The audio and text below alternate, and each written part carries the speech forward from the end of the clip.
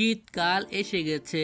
সত্যি করে বলো তো, এই ঋতুতে পড়াশোনা করতে খুব মুশকিল হয়ে যায়, তাই না?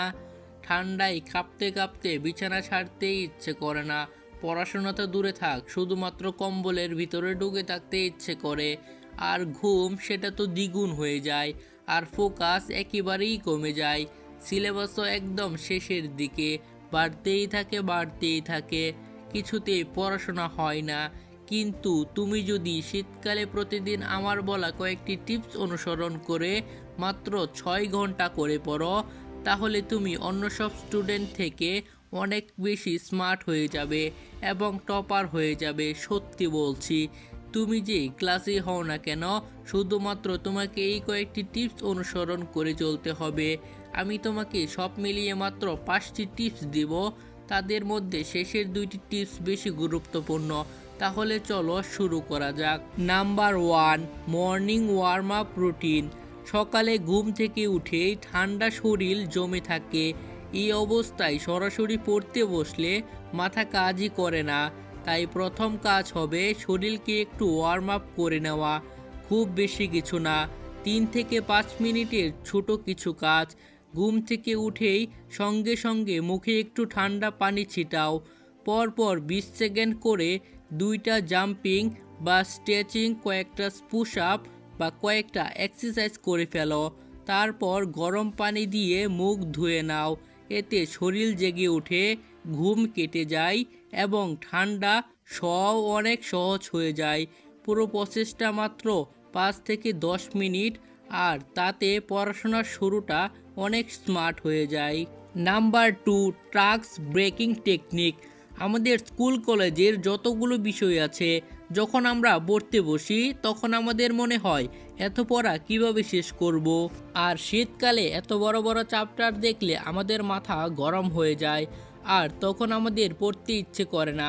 তাই পুরো সিলেবাসটাকে একসাথে দেখার বদলে প্রতিদিনের কাজকে ছোট ছোট টাস্কে ভাগ করে নাও। যেমন উদাহরণস্বরূপ, যদি গণিতের বিষয় বলি, শীতকাল সাধারণত থাকবে 3 মাস। এই 3 মাসে তুমি এটা ঠিক করে নাও যে তোমার পুরো গণিত বইকে প্রত্যেক দিনের আলাদা আলাদা ভাগে ভাগ করে নাও। যেমন আজকে এই চ্যাপ্টারে শুধু এটা শেষ করব, কালকে ওইটা শেষ করব। এইভাবেই আগামী 3 মাসের জন্য ছোট ছোট ভাগে ভাগ করে নাও, মানে রুটিন করে নাও। এই টেকনিকটা ফলো করলে তুমি বুঝতেই পারবে না কখন বড় চ্যাপ্টার শেষ হয়ে গেছে, আর ফোকাসও অনেক বেশি বেড়ে যাবে। নাম্বার 3, হেডজোন স্টাডি সেট আপ। শীতকালে পড়তে না পারার সবচেয়ে বড় কারণ হলো ঠান্ডা। তাই নিজের জন্য একটা হেডজোন তৈরি করো, যেখানে বসলে আরাম লাগবে আর ঠান্ডা তোমাকে বিরক্ত করবে না। এটা খুবই সহজ। যেখানে পড়বে সেখানে একটা গরম কাপড় বা মাফলার রাখো। চেয়ার টেবিলের মধ্যে একটা হালকা ব্ল্যাঙ্কেট বা শাল রাখো, কারণ হাত ঠান্ডা হলে লিখতেও কষ্ট হয়। তাই গরম পানি ভরা মগ বা ফ্লাস্ক রাখো।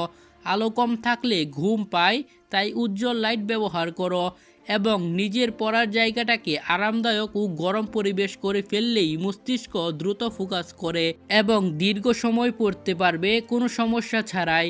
যেদিন থেকে হিট জোন বানাবে, ওই দিন থেকেই বুঝতে পারবে পড়তে বসার আগের মতো কঠিন মনে হচ্ছে না, একদম সহজ হয়ে উঠবে। Number 4, time blocking method.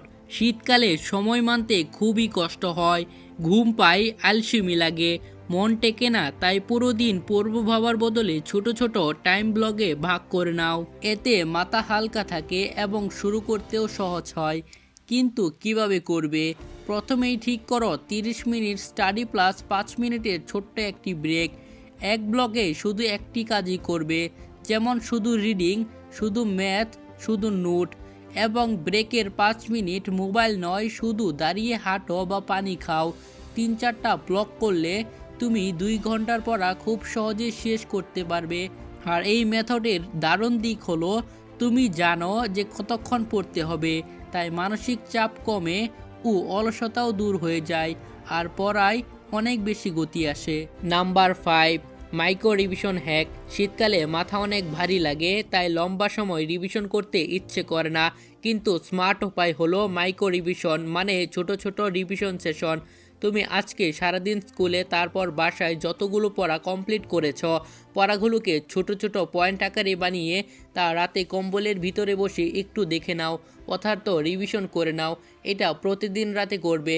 এভাবে করলে পড়াগুলো কখনোই ভুলবে না এবং টপার হওয়া থেকে কেউ আটকাতে পারবে না।